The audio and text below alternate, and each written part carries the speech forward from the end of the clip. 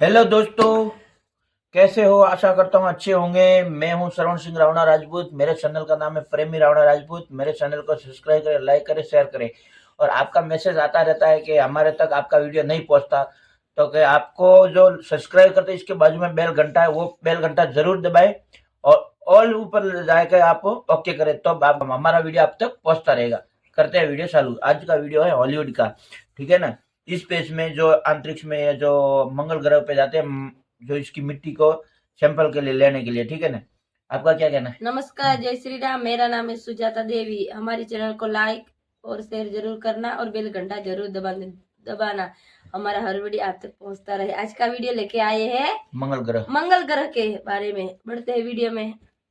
अनंत अंतरिक्ष की गहराइयों से निकलकर एक स्पेस प्रोब पृथ्वी की दिशा में तेजी से बढ़ रहा था। वो प्रोब अब से ठीक 8 महीने पहले मंगल ग्रह से मिट्टी का सैंपल लेकर निकला था और कुछ दिनों में ही पृथ्वी के ऑर्बिट में दाखिल होने वाला था। पर तभी अंतरिक्ष में घूमते एक एस्ट्रॉइड से उसकी जोरदार टक्कर हो गई, जिससे उसकी दिशा में हल्का सा बदलाव आ गया। हालांकि प्रोब की दिशा में आए इस हल्के से बदलाव से वो प्रोब पृथ्वी के ऑर्बिट में घूमने के बजाय उस ऑर्बिट से गुजरता हुआ अंतरिक्ष की गहराइयों में भटक जाने वाला था। लेकिन पृथ्वी पर मौजूद साइंटिस्ट किसी भी हाल में उस प्रोब को खोना नहीं चाहते थे। अब उस प्रोब को रेस्क्यू करने की जिम्मेदारी पृथ्वी के ऑर्बिट का चक्कर लगा रहे इंटरनेशनल स्पेस स्टेशन के क्रू मेंबर्स की थी। हालांकि इस रेस्क्यू मिशन में रिस्क बहुत ज्यादा था, पर स्पेस स्टेशन के इंजीनियर रोरी ने कमान संभाली और अपनी टीम की मदद से स्पेस स्टेशन में मौजूद एक बड़े रोबोटिक आर्म्स के जरिए उस प्रोब को कैप्चर करने में कामयाब हो गया। वाकई ये एक बड़ी सफलता थी, क्योंकि पहली बार मंगल ग्रह की मिट्टी का सैंपल इंसानों के हाथ लगा था। अगले ही दिन क्रू मेंबर्स मंगल की मिट्टी का वो सैंपल जांच के लिए अपने क्वारंटीन लैब में ले आए। उनका मकसद था मंगल की मिट्टी में जीवन के संकेत ढूंढना। इस मिशन को लीड कर रही थी मिशन कमांडर कैट, जिनकी टीम में इंजीनियर रोरी के अलावा medical officer David, quarantine officer Miranda, biologist Hugh और सिस्टम इंजीनियर शो भी शामिल थे। बायोलॉजिस्ट ह्यू ने जब मंगल की मिट्टी के उस नमूने की माइक्रोस्कोप से जांच की तो उसे एक हैरान कर देने वाली चीज दिखाई दी। उसने देखा मंगल की मिट्टी में एक सिंगल सेल ऑर्गेनिज्म, यानी कि एक कोशिकीय सूक्ष्म जीव मौजूद था। उसे देख ह्यू और बाकी टीम की खुशी का ठिकाना न रहा, क्योंकि वो सूक्ष्म जीव इस बात का सबूत था कि पृथ्वी के बाहर भी जीवन मौजूद है। लेकिन वो सूक्ष्म जीव कोई भी हलचल नहीं कर रहा था। ह्यू ने अंदाजा लगाया कि शायद वो सूक्ष्म जीव हाइबरनेशन यानी कि डीप स्लीप की अवस्था में है। इस वक्त वो जिस चैम्बर में था उसका टेम्परेचर माइनस से भी कम था। ह्यू ने उसे जगाने के लिए चैम्बर का टेम्परेचर बढ़ाकर 20 डिग्री सेल्सियस कर दिया, लेकिन तब भी उस सूक्ष्म जीव में कोई हलचल नहीं हुई। तभी ह्यू ने सोचा कि क्यों ना चैम्बर का एटमॉस्फेयर बदलकर देखा जाए। ह्यू ने चैम्बर के एटमॉस्फेयर को प्रोटोरोजोइक युग के मुताबिक ढाल दिया। दरअसल प्रोटोरोजोइक वो युग है जब पृथ्वी पर जीवन की शुरुआत हुई थी। उस वक्त पृथ्वी पर केवल सूक्ष्म जीव ही मौजूद थे। उस युग में पृथ्वी पर ऑक्सीजन बहुत कम था और कार्बन डाइऑक्साइड अधिक। ह्यू ने भी चैम्बर में ऑक्सीजन का लेवल घटाकर कार्बन डाइऑक्साइड की मात्रा बढ़ा दी और उस सूक्ष्म जीव को हल्की ग्लूकोज की मात्रा दी, क्योंकि ग्लूकोज किसी सेल के लिए एनर्जी सोर्स होता है। अब सारे लोगों की नजर उस सूक्ष्म जीव पर थी। तभी एटमॉस्फेयर बदलते ही उस सूक्ष्म जीव में हलचल होने लगी, यानी कि वो सूक्ष्म जीव हाइबरनेशन से बाहर आ चुका था। ये देख पूरी टीम के अंदर खुशी की लहर दौड़ उठी। उन्होंने फौरन पृथ्वी पर मौजूद कंट्रोल सेंटर को इसकी खबर कर दी, जिसके बाद पृथ्वी के सारे लोग भी उस एलियन जीव की खोज से काफी ज्यादा उत्साहित हो उठे। इसी तरह वक्त बीता। अब उस सूक्ष्म जीव को स्पेस स्टेशन पर आए 12 दिन हो चुके थे। इस दौरान ग्लूकोज की मात्रा देते रहने पर उस सूक्ष्म जीव में आश्चर्यजनक बदलाव होने शुरू हो गए थे। वो एक सेल वाले सूक्ष्म जीव से मल्टी सेल वाले जीव में बदल चुका था और एक आकार ले चुका था, जिससे अब उसे बिना माइक्रोस्कोप के सीधे आंखों से देखा जा सकता था। साथ ही उन्होंने उस जीव में एक और अजीब बात नोटिस की।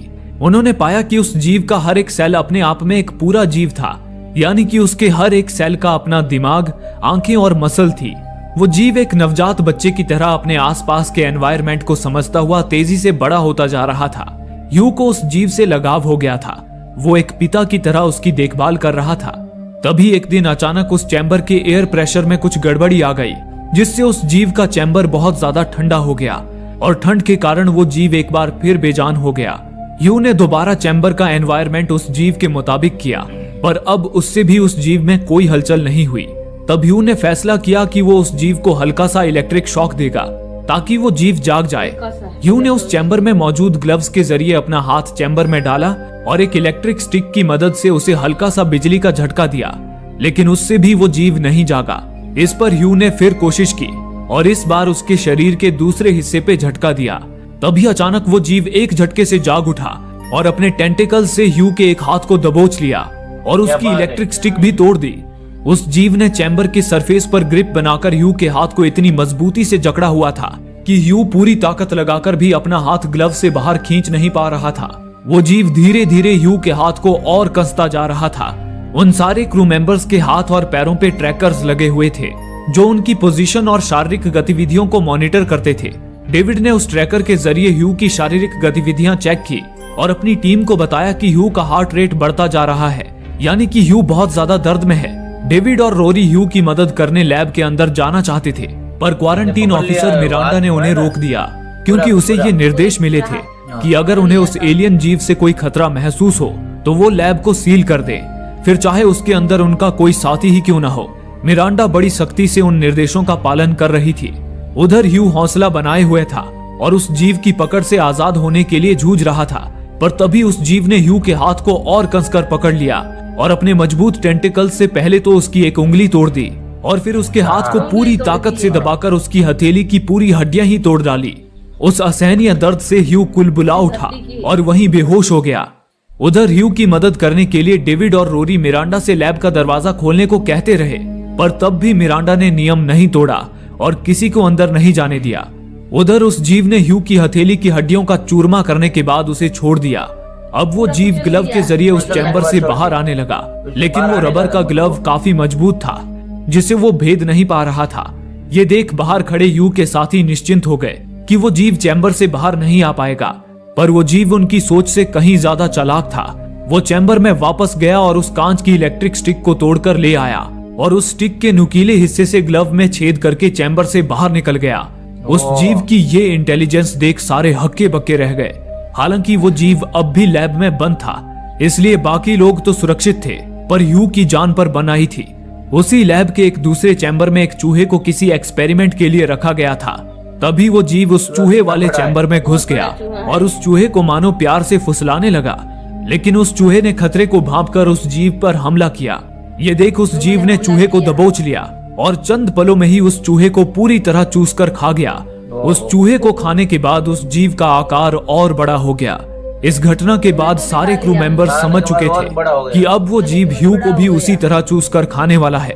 तभी उस जीव को चैम्बर में देख रोरी लैब का दरवाजा खोलकर अंदर चला गया और ह्यू को वहां से बाहर निकाल लिया। ह्यू को निकालने के बाद रोरी भी फौरन लैब से बाहर आने लगा, पर तभी वो जीव एक झटके से चैम्बर से बाहर निकला और रोरी के पैर को दबोच लिया। ये देख मिरांडा को मजबूरन लैब का दरवाजा लॉक करना पड़ा। इस पर रोरी ने भी परिस्थिति को समझा, लेकिन अब रोरी की जान पर बनाई थी। ये देख रोरी ने एक ऑक्सीजन कैंडल उठा लिया जिसके अंदर एक हीटिंग ट्यूब थी। रोरी ने हीटिंग ट्यूब के कांच को तोड़कर हीटिंग ट्यूब से उस जीव को जलाया, जिससे वो जीव रोरी के पैर को छोड़कर उससे दूर हट गया। रोरी को उस जीव से आजाद हो चुका देख कमांडर ने मिरांडा से रोरी को बाहर निकालने को कहा, पर मिरांडा ने कहा कि वो लैब का दरवाजा तभी खोल सकती है जब वो जीव अपने चैम्बर में हो। हालांकि उस जीव को वापस चैम्बर में डाल पाना नामुमकिन था। इस पर रोरी और बाकी टीम ने फैसला किया कि अब वे उस जीव को ही जलाकर खत्म कर देंगे।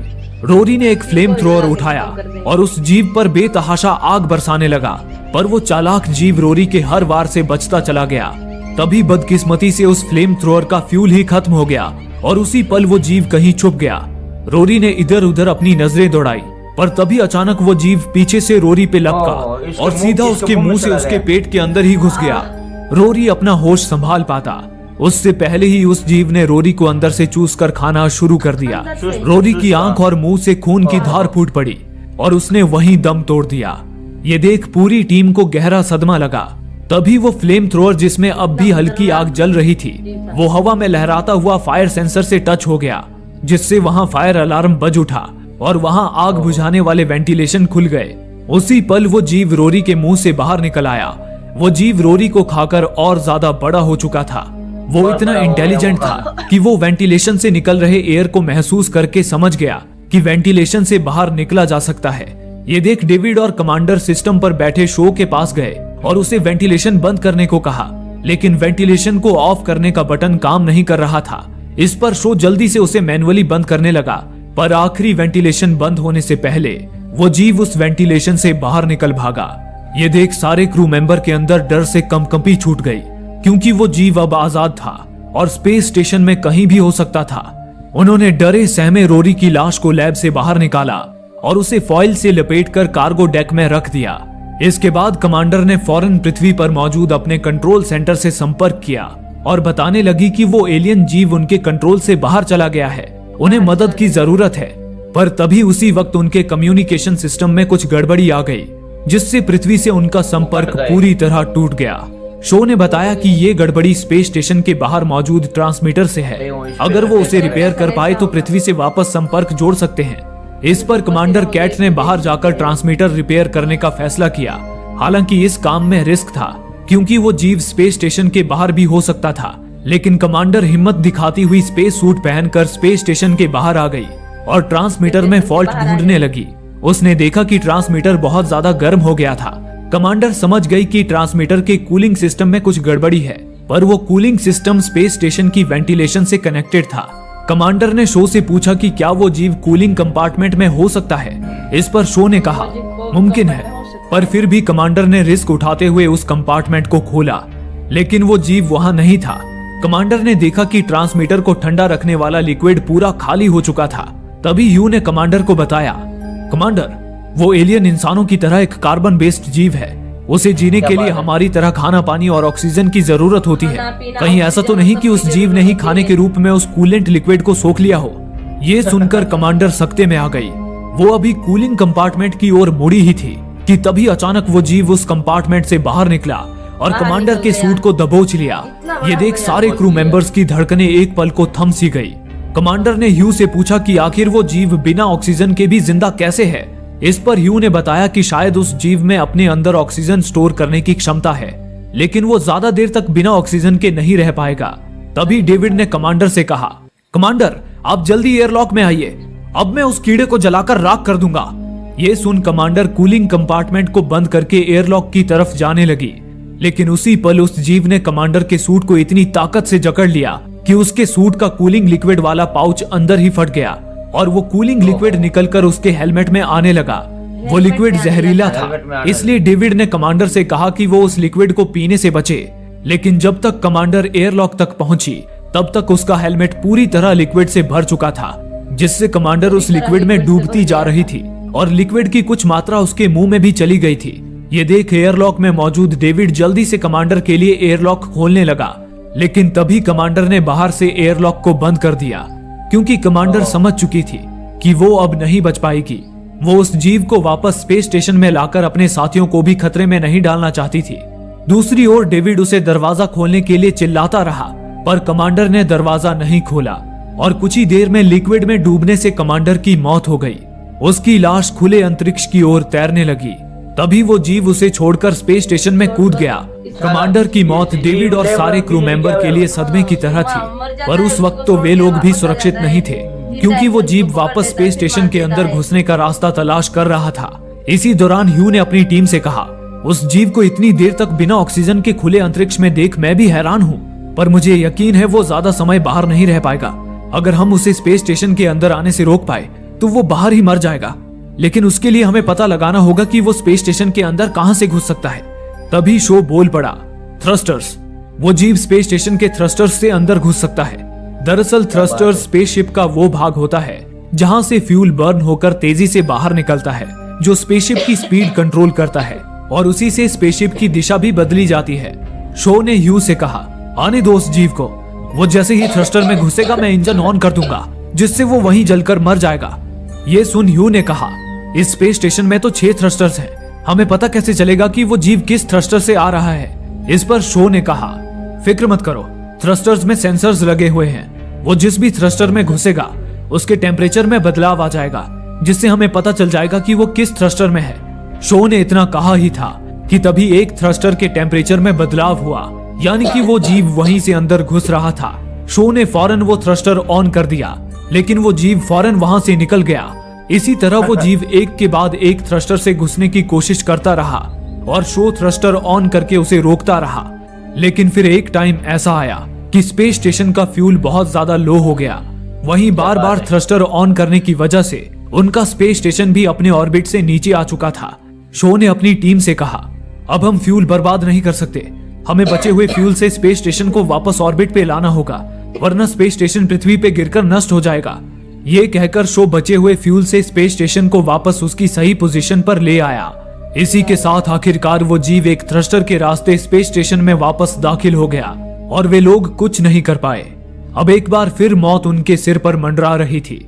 इसी दौरान ह्यू ने अपनी टीम से कहा, जैसा कि हम जानते हैं कि अरबों साल पहले मंगल ग्रह पर भी जीवन मौजूद था, उस वक्त वहां उस एलियन जीव का राज होगा, लेकिन आगे चलकर जब मंगल ग्रह उस जीव के रहने लायक नहीं बचा होगा तो उसका शरीर अपने आप ही हाइबरनेशन यानी कि डीप स्लीप के स्टेज में चला गया होगा और वो सेल के रूप में आज तक वहां जिंदा होगा। वैसे ही अगर इस स्पेस स्टेशन का भी एनवायरनमेंट उस जीव के रहने लायक ना रहे तो वो जीव अपने आप ही हाइबरनेशन के स्टेज में चला जाएगा। मेरे पास एक प्लान है, हम खुद को एक चैम्बर में बंद कर लेंगे और सारे स्पेस स्टेशन की हवा बाहर निकाल देंगे, फिर वो जीव बिना हवा के ज्यादा समय तक जिंदा नहीं रह पाएगा। ह्यू के इस प्लान पर सभी ने अमल किया। वे सभी एक चैम्बर में आ गए और उसे सील करने लगे। इसी दौरान ह्यू को अचानक एक झटका सा लगा और उसकी तबीयत थोड़ी बिगड़ने लगी। ये देख मिरांडा ह्यू के पास आई और उससे पूछा कि सब ठीक तो है ना। इस पर ह्यू ने कहा कि सब ठीक है। इसके बाद उन्होंने उस चैम्बर को पूरी तरह सील कर दिया और उस चैम्बर को छोड़कर स्पेस स्टेशन की सारी हवा निकालने लगे। इस प्रोसेस में 4 से 5 घंटे लगने वाले थे। तब तक वे सभी बातें करते हुए एक दूसरे का हौसला बढ़ा रहे थे। इसी दौरान ह्यू ने कहा, वो एलियन जीव वो हमसे नफरत नहीं करता, बल्कि वो तो बस जीना चाहता है और जीने के लिए वो हमें अपना खाना बना रहा है। ये कहता हुआ ह्यू अचानक दर्द से तड़पने लगा। ये देख डेविड, मिरांडा और शो उसकी ओर आए। तभी ह्यू ने कहा, मुझे माफ कर देना दोस्तों, क्योंकि बस इतना कहकर ह्यू बेहोश हो गया। ह्यू के हाथ पैरों पे लगे ट्रैकर्स ने उन्हें सिग्नल दिया कि ह्यू की दिल की धड़कनें रुक गई हैं। उन्होंने फौरन डिफाइब्रिलेटर से ह्यू को झटका दिया, लेकिन ह्यू पर उसका कोई असर नहीं हुआ। तभी मिरांडा ने देखा कि ह्यू के पैरों पे कुछ हलचल सी हो रही थी। मिरांडा ने जब ह्यू का पैंट ऊपर किया तो देखा कि वो एलियन जीव ह्यू के पैर पे ही चिपका हुआ था और उसके पैर को खा रहा था। ये देख वे सभी घबराकर पीछे हट गए। दरअसल ह्यू को पहले ही एहसास हो गया था कि उस जीव ने उसके पैर को जकड़ लिया है। ये जानते हुए भी कि वो जीव कितना खतरनाक है, ह्यू ने अपने साथियों को उसके बारे में नहीं बताया, क्योंकि ह्यू ने उस जीव को अपने बेटे की तरह बड़ा किया था। उसे उस जीव से लगाव था, इसलिए उसने खुद को उसके खाने के लिए कुर्बान कर दिया था। तभी मिरांडा ने डिफाइब्रिलेटर से उस जीव को ही झटका दे दिया, जिससे उस जीव ने ह्यू के पैर को छोड़ दिया और उठकर उन्हें घूरने लगा। उसे देख वे सभी डर के मारे वहां से भागने लगे। वो जीव पूरी तेजी से उनका पीछा करने लगा। डेविड और मिरांडा तो उससे भागकर एक चैम्बर में घुस गए, पर शो उस चैम्बर तक नहीं पहुंच पाया। वो जीव शो को बस दबोचने ही वाला था कि तभी शो भागकर एक स्लीपिंग पॉड में घुस गया। शो बाल बाल बच गया। उस जीव ने अपने टेंटिकल से शो के स्लीपिंग पॉड को तोड़ने की कोशिश की, पर वो नाकाम रहा। वो शो को छोड़कर चला गया। शो ने अपने ट्रांसमीटर पर अपने साथियों से संपर्क करने की कोशिश की, पर पॉड के अंदर होने के कारण उसका संपर्क हो नहीं पाया। फ्रस्ट्रेशन में उसने ट्रांसमीटर ही निकालकर फेंक दिया। इसी दौरान दूसरी ओर डेविड और मिरांडा वापस ह्यू वाले चैम्बर में पहुंच चुके थे। ह्यू की मौत से वे दुखी थे। इसी दौरान उन्होंने शो की पोजीशन चेक की। शो के हाथ पैरों पे लगे ट्रैकर से उन्हें उसकी पोजीशन दिखाई दे रही थी, लेकिन आश्चर्य की बात थी कि उन्हें उस जीव की भी पोजीशन दिखाई दे रही थी। मिरांडा ने अंदाजा लगाया कि शायद ह्यू का पैर खाने के दौरान वो जीव ह्यू के पैर पे लगा ट्रैकर भी निगल गया होगा। ये उनके लिए एक अच्छी खबर थी, क्योंकि अब वे उस जीव को ट्रैक कर सकते थे। तभी उन्होंने एक प्लान बनाया। उन्होंने ह्यू की डेड बॉडी उसी चैम्बर में लटका दी और उस जीव के वापस ह्यू के पास आने का इंतजार करने लगे। तभी वो जीव ह्यू के खून को सूंघता हुआ उस तक पहुंच गया और उसकी लाश को खाने लगा। ये देख डेविड और मिरांडा ने उसे उस चैम्बर में ही लॉक कर दिया और उस चैम्बर की सारी हवा निकाल दी। उसके बाद वे उस जीव के मरने का इंतजार करने लगे, पर तभी उनके स्पेस स्टेशन पर एक अलर्ट आया। उन्होंने देखा कि पृथ्वी से एक प्रोब उनके स्पेस स्टेशन की ओर ही चला आ रहा था। वो लोग ये सोचकर खुश हो गए कि शायद कमांडर ने जब कंट्रोल सेंटर को इमरजेंसी कॉल किया था तो उन्होंने उनकी बातें सुन ली थी और अब पृथ्वी से उनके लिए मदद भेजी गई है। लेकिन तभी वो प्रोब एक झटके से उनके स्पेस स्टेशन में आकर जुड़ गया और उसे अंतरिक्ष में धकेलने लगा। ये देख डेविड शॉक हो गया। तभी मिरांडा ने डेविड को बताया, वो प्रोब हमें रेस्क्यू करने नहीं बल्कि इस स्पेस स्टेशन को पृथ्वी से दूर करने आया है। दरअसल मैंने ही कमेटी के साथ मिलकर एक प्रोटोकॉल बनाया था कि अगर वो एलियन जीव खतरनाक निकलता है और लैब से बाहर आ जाता है तो उस स्पेस स्टेशन को ही नष्ट कर दिया जाए, ताकि वो एलियन जीव धरती तक ना पहुंच सके, फिर चाहे उस स्पेस स्टेशन में कोई क्रू मेंबर भी क्यों ना मौजूद हो। और वे लोग उसी प्रोटोकॉल को फॉलो कर रहे हैं। इसी दौरान दूसरी ओर शो को भी उस प्रोब के आने का अलर्ट मिल गया था, पर उसे लग रहा था कि वो प्रोब उन्हें रेस्क्यू करने ही आया है। उस एलियन जीव को आसपास ना देखकर शो पॉड से बाहर आया और उस प्रोब की तरफ जाने लगा, लेकिन उसे क्या पता था कि वो एलियन जीव प्रोब के पास वाले चैम्बर में ही है। डेविड और मिरांडा ने मॉनिटर पर शो को एलियन जीव की दिशा में जाते देखा और उसे रोकने के लिए उससे संपर्क करने लगे, पर शो तो अपना ट्रांसमीटर पीछे ही छोड़ आया था। उससे संपर्क ना होने पर डेविड और मिरांडा उसे रोकने उसके पीछे जाने लगे। तब तक उधर शो प्रोब तक पहुंच चुका था और एयरलॉक खोल रहा था। तभी वो एलियन जीव पीछे से उसकी तरफ आने लगा। दूसरी ओर डेविड और मिरांडा जब उस प्रोब तक पहुंचे तो देखा कि उस जीव ने प्रोब पर मौजूद एस्ट्रोनॉट पर हमला कर दिया था और शो किसी तरह जीव से बचता हुआ उस प्रोब से निकलकर भाग रहा था। डेविड और मिरांडा शो को बचाने उसकी ओर लपके, पर तभी उस प्रोब के अंदर मौजूद एस्ट्रोनॉट के मर जाने से प्रोब का संतुलन बिगड़ गया और वो प्रोब स्पेस स्टेशन से डिटैच होने लगा, जिससे वहां गैप आ जाने से स्पेस स्टेशन की हवा तेजी से बाहर निकलने लगी और शो पीछे खिंचने लगा। इतने में ही वो एलियन जीव शो पर झपट पड़ा और उसे चीर फाड़ कर खाने लगा। मिरांडा उसे बचाने भागी, पर खतरे को देखते हुए डेविड मिरांडा को स्पेस स्टेशन पे ले आया और एयरलॉक को बंद कर दिया, लेकिन उनके पीछे वो एलियन जीव भी स्पेस स्टेशन में घुस गया। तभी उधर वो प्रोब स्पेस स्टेशन से डिटैच होकर बेकाबू हो गया और उनके स्पेस स्टेशन को तबाह करता हुआ अंतरिक्ष में चला गया। अब उनके स्पेस स्टेशन में सारा ऑक्सीजन तेजी से बाहर निकल रहा था और एयर प्रेशर में गड़बड़ी आने से स्टेशन में ठंडी हवा रिलीज होने लगी थी। इतनी मुसीबत काफी नहीं थी कि तभी डेविड ने देखा कि उनका स्पेस स्टेशन धीरे धीरे पृथ्वी की ओर गिर रहा था। वो लगभग 40 मिनट के अंदर पृथ्वी के एटमॉस्फेयर से टकराने वाले थे। उन्हें अब समझ आ चुका था कि उनका जिंदा बच पाना मुश्किल है। हालांकि उन्हें अपनी जान की परवाह नहीं थी, पर वो किसी भी हाल में उस एलियन जीव को पृथ्वी पर पहुंचने से रोकना चाहते थे। तभी डेविड को याद आया कि उनके स्पेस स्टेशन में तो 2 एस्केप पॉड्स भी हैं। डेविड को एक तरकीब सूझी। उसने मिरांडा से कहा, मैं उस जीव को अपने पीछे एक एस्केप पॉड में लेकर आऊंगा और उसे एस्केप पॉड में कैद करके अपने साथ अंतरिक्ष की गहराइयों में ले जाऊंगा। फिर तुम दूसरे एस्केप पॉड से पृथ्वी पर चली जाना। हालांकि मिरांडा इसके लिए तैयार नहीं थी। वो डेविड को यूं ही मरने नहीं देना चाहती थी, लेकिन उस एलियन जीव से पृथ्वी के लोगों को बचाने का उनके पास बस यही एक रास्ता था। डेविड और मिरांडा स्पेस सूट पहनकर उस प्लान को अंजाम देने के लिए तैयार हो गए। उस वक्त तक स्पेस स्टेशन में बहुत ज्यादा ठंड पड़ चुकी थी और उस एलियन जीव के लिए भी वो ठंड सह पाना मुश्किल था। इस बात का फायदा उठाकर डेविड ने कुछ हीटिंग ट्यूब्स उठाई और उसे जलाकर चारे की तरह छोड़ता हुआ एस्केप पॉड की तरफ जाने लगा। उस गर्म हीटिंग ट्यूब को देख वो एलियन जीव वहां पहुंच गया और उसकी गर्मी सोखता हुआ डेविड के पीछे आने लगा। डेविड उसे अपने पीछे एस्केप पॉड में ले आया। तब तक मिरांडा भी अपने पॉड में आ चुकी थी। प्लान के मुताबिक उन्होंने एक साथ एस्केप पॉड्स को इजेक्ट कर दिया, पर तभी उन दोनों का पॉड किसी ऑब्जेक्ट से टकराकर बेकाबू हो गया। लेकिन फिर वो दोनों पॉड्स अपनी अपनी दिशा में बढ़ गए। डेविड का पॉड एलियन के साथ अंतरिक्ष में चला गया और मिरांडा का पॉड पैराशूट के सहारे सही सलामत समंदर में आ गिरा। उसी समंदर में 2 मछुआरे अपनी नाव में मछली पकड़ रहे थे। उस पॉड को देख वे दोनों अपनी नाव लेकर उस पॉड की तरफ गए। उन्होंने पॉड में झांक कर देखा, लेकिन हैरानी की बात थी कि उस पॉड में मिरांडा नहीं, डेविड एलियन जीव के साथ मौजूद था। यानी कि जब डेविड और मिरांडा का पॉड किसी ऑब्जेक्ट से टकराया था, तब उनकी दिशा बदल गई थी, जिससे एलियन वाला पॉड धरती पर आ गिरा था और मिरांडा का पॉड अंतरिक्ष में चला गया था। उस एलियन ने अपने अंदर से एक जाल नुमा चीज निकालकर डेविड को उसमें फंसा दिया था और खुद कहीं छुपा हुआ था। डेविड को खतरे में देख वो मछुआरे पॉड का दरवाजा खोलने लगे। ये देख डेविड ने उन्हें रोकने की कोशिश की, पर वे नहीं रुके और उन्होंने दरवाजा खोल दिया। इसी के साथ वहां 2 बोट्स और आ गई। यानी कि अब उस एलियन जीव को खाना भी मिल चुका था और रहने के लिए एक नया प्लेनेट भी। दोस्तों, आप में से काफी लोगों का कहना है कि हमारे वीडियोस आप तक नहीं पहुंच पा रहे हैं। उसके लिए आप सब्सक्राइब बटन को दबाने के बाद नोटिफिकेशन के बेल आइकन पर क्लिक करें और ऑल का ऑप्शन सिलेक्ट कर लें, ताकि हमारी सारी वीडियोस की नोटिफिकेशन आप तक पहुंच सके। धन्यवाद। हेलो दोस्तों, आपने देखा मंगल ग्रह से एक भी लापरवाही का नतीजा क्या कितना सबको महंगा पड़ इस सकता है, पेशेंटेशन जो कितना महंगा होता है, आपको महंगा मालूम होता है? है। पूरी दुनिया के जो आ, देश होते हैं ना, एक जोड़ के वो पेशेंटेशन बनाते हैं, बनाते कितना हैं। खर्चा आता है मालूम है आपको?